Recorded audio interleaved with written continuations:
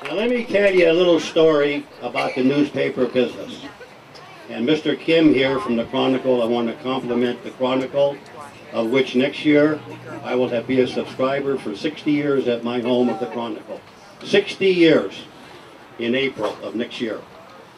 In those days, we were called hawkers, okay? And we each had a corner. We'd have one guy in one corner, somebody else in another, somebody hawk in the other corner. And what you did, it was like the docks. You didn't get on somebody's corner. You stayed off it.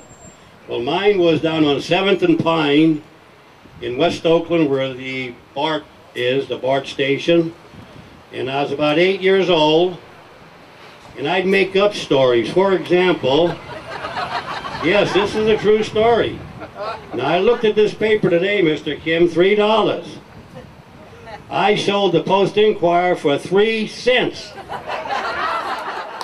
And when the guy gave me a nickel, he wanted the 2 pennies back.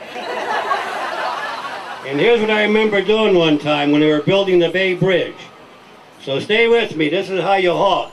Extra, extra, you get your paper here today, read all about it, read all about what happened on the bridge today. 3 guys fell in the drink, 3 guys went in, they all got wet but never came back up. So they'd come off the streetcars from the ferry, they buy my paper, and they take it, give me the 3 cents, take off, get in the streetcar. They leave. Next day the guy come back in the morning to go to work to San Francisco, he said, hey kid, yeah. He says, I got the paper last night, you told me 3 guys fell off the bridge into the bay. I said, yeah. He said, I didn't read anything about it. I said, it was in the later editions. Okay? Yeah, and then when Joe Louis fought, I had him knocking out the guy before the fight was over. I get your paper here, Louis, case over in the 8th round. All of a sudden the guy said, they're only fighting in the 6th, I'm listening on the radio. I said, I got an advance in the paper. Anyhow, ladies and gentlemen, thank you all for coming. This was a wonderful occasion today. I know that in the morning, there are 3 papers on my doorstep.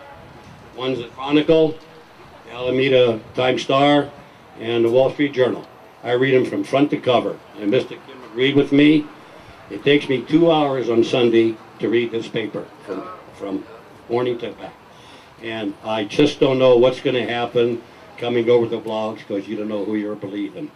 So I want to thank especially Robbie here, the Alameda Museum, Lena Tam. We always say thanks to people, but nowhere is more forthcoming.